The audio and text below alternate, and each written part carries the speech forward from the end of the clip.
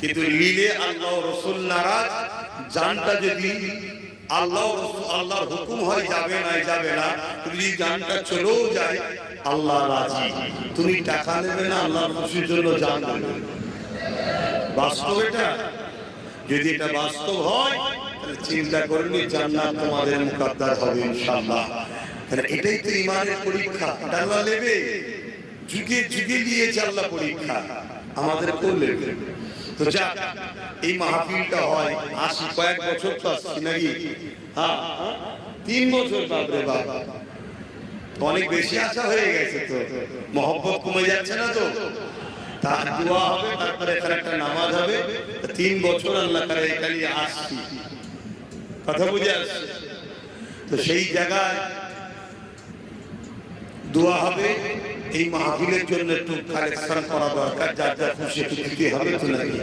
সবাই মিলে দিই তো আমরা করি। আমরা কি সরকারি টাকায় ধর্ম করি নাকি? আপনারা করেন? ইসলামে চলবে না, কথা মনে আছে? এটা থাকবে, এটা মনে রাখবে। আসো ইয়া নবী সালাম, ইয়া রাসূল, ইয়া হাবিব সালাওয়াতুল্লাহ। পড়িল আল্লাহ আরো বাণী, পোহালো দুঃখে এ রজনী, হইল জগৎ অনুরানী,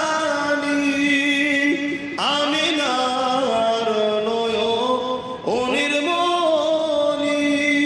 ইয়া নবী সালাম, ইয়া রাসূল সালাম, ইয়া হাবিব সালাম, সালাওয়াতুল্লাহ। সকলে বসুন, একটু দোয়া করব।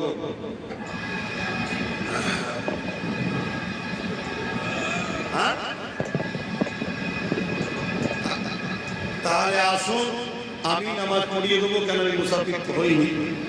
তো সেই হিসাবে ছেলেরা যাচ্ছে, যার যা খুশি টক টক করে দিয়ে দেন।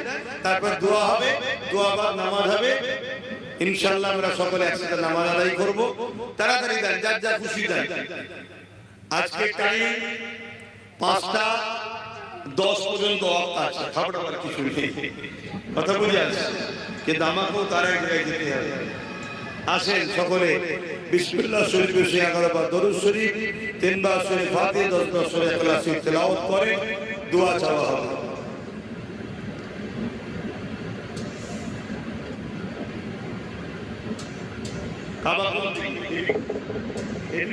আচ্ছা ঠিক আছে।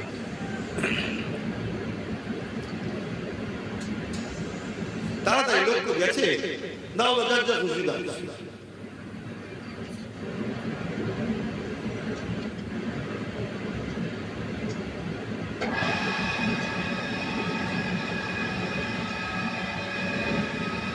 যে যা করেছেন আমাকে হাওলা করুন, সকলে তওবা করুন। বিসমিল্লাহির রহমানির রহিম।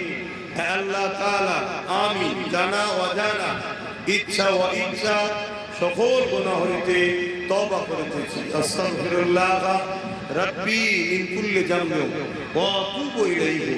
আশহাদু আল্লা ইলাহা ইল্লাল্লাহু ওয়াহদাহু লা শারীকা লাহু ওয়া আশহাদু আন্না মুহাম্মাদান আবদুহু ওয়া রাসূলুহু। লা ইলাহা ইল্লাল্লাহ মুহাম্মাদুর রাসূলুল্লাহ সাল্লাল্লাহু আলাইহি ওয়াসাল্লাম। 5 ওয়াক্ত নামাজ পড়বেন, একবার রোজা রাখবেন, বাপ মার খিদমত করবেন, হালাল খাবেন, হারাম থেকে দূরে থাকবেন, লোভ লালসা করবেন না। ইসলামে যদি উপকার করতে নাও পারেন ক্ষতি করবেন না, ক্ষতিকারকদের সঙ্গে দল করবেন না। কথা বুঝে আসছে? আমার শেষ কথা জানতে চাইছি, রাজ্য সরকার এবং কেন্দ্র সরকার এরা ইসলামের দুশমনি করছে হ্যাঁ কি না? তাহলে ইসলামে যদি দুশমনি করে, ইসলাম প্রচারক হিসাবে, ইসলামের দায়ী হিসাবে আমার কি দায়িত্ব নেই এদের বিরোধী করা? আমি সেই দায়িত্ব করলাম। আমার কথাতে অন্য কারোর সঙ্গে জড়াবেন না। কারণ ভাঙরে এসে ওয়াজ করতে গেলে টেনশন হয়। আমার কথাই আমার ছোট ভাইয়ের উপরে যেন কেউ গায়ে হবে না, ওর লাইন আলাদা, আমার লাইন আলাদা। কথা বুঝে আসছে না? না, আমি ধর্ম প্রচার করতে এসেছি। আমার ইসলামের বিরোধী যে করবে সেটি আমার ভাইও হয়, তারও ছাড় নেই। কথা মাথায় ঢুকছে না? ঢোকে না? তুমি কোন ধর্মের আমার দেখার দরকার নেই। তুমি আমার ধর্ম মানো না তোমার কাছে, কিন্তু আমার ধর্মের বিরোধী করছো কেন? তুমি সরকারে থাকো, আমার ধর্মের বিরোধী করছো কেন? যখন বিরোধী করবে তার বিরুদ্ধে একজন ইসলামের প্রচারক হিসেবে বলবো না, তাহলে আমার মধ্যে মুনাফিকি থাকবে তো। হ্যাঁ, আজকে এত বড় বড় সব জনসভা হচ্ছে, লোক প্রচার হচ্ছে, যদি কেউ ওয়াকফ নিয়ে কি না বলতে পারে, তাহলে কোন এক জায়গায় একটা প্রশ্ন আসছে না যে এরা কারা? এরা মুসলমান সেজে কমকে শুনে ধোঁকা দিচ্ছে, এটা মনে আসতে পারে না? পারে না? ওয়াকফের থেকে বড় ইস্যু আমাদের কাছে কিছু আছে এখন? মসজিদ, মাদ্রাসা, কবর, ঈদগাহ সব চলে যাবে। এই আইনটা করে থেকে বিজেপি সরকার, আর ওই আইনটাকে রাজ্য সরকার মেনেছে না মানে? এরপরও কোন মুসলমান যদি এদের সঙ্গে দল করে, সে মুসলমানের ঈমান আছে? তাই এই এলাকায় যেসব মুসলিম ভাইরা আছে বিগত দিন হয়তো এদের সঙ্গে দল করেছিল, আমি তাদের জন্য দোয়া করি আল্লাহ তাদেরকে হেদায়েত করুক, হেদায়েত করুক, ফিরিয়ে আনুক, হেদায়েত করুক। বলুন আল্লাহুম্মা আমিন। যদি হিদায়াত না হওয়ার, ফিরে আসার না হয়, আল্লাহ যেন এই জালিমগুলোকে আমাদের রাস্তার কাঁটাগুলো পরিষ্কার করে দেয়। বলুন আল্লাহুম্মা আমিন। আরো জোরে বলুন আল্লাহুম্মা আমিন। তাহলে প্রথমে তিনবার দোয়া করেছি পরিবর্তন, যদি তারপরও পরিবর্তন না হয়, মসজিদ মাদ্রাসার দুশ্মন হয়, তাহলে তার মরণের দোয়া করা দরকার আছে না? কেউ কি দোয়া করবে নাকি যে আমি হেরে যাই? তাহলে আমার রাস্তার কাঁটা পরিষ্কার দোয়া করতে হবে। আগামী দিন ভোট আসছে, ভোট দিবার সময় ভাববে তোমার একটা ভোট ওয়াকফকে মিটাচ্ছে না বাঁচাচ্ছে, এটা মাথায় রাখা দরকার আছে না? না। এবারে যদি বলেন হুজুর আপনি সব কথা বলবেন কেন? আরে আমি তো এই দেশেরই নাগরিক, ভোট নিয়ে তুমি আমাদের ভোট নিয়ে ক্ষমতায় আসবে, আমার সিল, আমার মুড়া, আমার ভাঙবে তাদের ঘোড়া, এটা মেনে নেওয়া যায়? তুমি আমার ভোটে ক্ষমতায় এলে আর বিজেপিকে সেফ দিচ্ছ আর ওয়াকফকে মিটাচ্ছ, এটা তুমি বিচারিতা করেছো না করবে? কি আমি ভুল বলছি? একটা হুজুর হিসাবে এই মুরিদদেরকে, তার ভালোবাসার বাপ মাকে, ভাই বোনকে বোঝানো কি ভুল হচ্ছে? তাহলে যখন ভোটটা দেবে দিবার সময় ভাবা দরকার, যেমন রুজির কথা যেমন ভাবতে হবে, মানা করছি না, কিন্তু এটাও তো ভাবা দরকার যে আমার একটা ভোটে এমন কোন সরকার বা এমন কেউ জিতবে না তো যে জিতে আমার ওয়াকফকে মিটাবে, আমার কবরস্থানকে মিটাবে, আমার খানকাকে মিটাবে। ভাবা দরকার আছে না? আর এটা বোঝানো দরকার আছে না? হ্যাঁ, তাহলে এই কথাটা বলে দিয়াকে এখন কাল যদি কোনো মুনাফিক মুসলমান এসে বলে এসব মৌলবাদী এসব যদি বলে, তাহলে ভাবতে হবে মৌলবাদী বলছে না, ইসলামের পক্ষে যারা আছে তাদেরকেই মৌলবাদী বলছে, আগেও যারা ছিল তাদেরকেও বলছে। এই মুনাফিকদের চেনা দরকার আছে না? না, ভাবে। কথা শেষ। কিছু কষ্ট দিলাম, কাউকে আঘাত দিলাম, ইসলামের বিরুদ্ধে কিছু বলেছি, বাকি কে তুমি জাহান্নামে গেছে সব দেখার আমার দরকার নেই। আমার ইসলামের বিরুদ্ধে যদি বলে থাকি বলুন যে হ্যাঁ বিরুদ্ধে বলেছেন, আমি ক্ষমা চেয়ে নেব। কারণ ইসলামের বিরুদ্ধে যে বলবে তারও তো আল্লাহ মাফ করবেন, তাকে তো ধরবেন, আমি কেন বাবা ভুল কাজ করছি? তো যাই হোক, দেশকে ভালোবাসবেন, দেশের সংবিধানকে ভালোবাসবেন। প্রশাসনদের মধ্যে সবাই খারাপ নয়, কিছু ভালো আছে, কিছু খারাপ আছে। কথা বুঝে আসছে না? না, হ্যাঁ, সবাই খারাপ নয়, মনে রাখবেন। যে ভালো জানবেন সে উপযুক্ত কোয়ালিটিতে চাকরি পেয়েছে, যে খারাপ সে জানবেন পা ছেটে চাকরি পেয়েছে। তাই পা ছেটে চাকরি পেয়েছে বলে ওকে দালাল করতে হচ্ছে, আর যে উপযুক্ত সে জানবেন উপযুক্ত বলে কারো পা চাটে না, সে তার জায়গায় দাঁড়িয়েছে। কথা মাথায় ঢুকলো? তাহলে যে ভালো তাকে ভালো বলবেন, যে পা চাটে তাকে পা চাটা বলবেন, কিন্তু সবাইকে তা বলে খারাপ বলা উচিত, এটাও ইসলাম বিরোধী কাজ হবে। মনে থাকবে, সব বিষয়ে শিখাবো আমরা।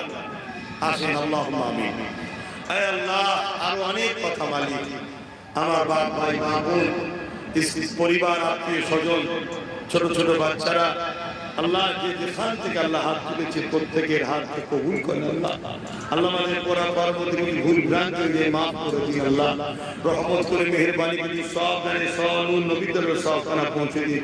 হুজুর আব্বা যারা আমাদের পরিবার সাহাবা সাহাবিয়া চার প্রেরণী চারিনা হুজুরদের উপরে সব পৌঁছে দিন। আমার মুজাদুল জামানের উপরে সব পৌঁছে দিন।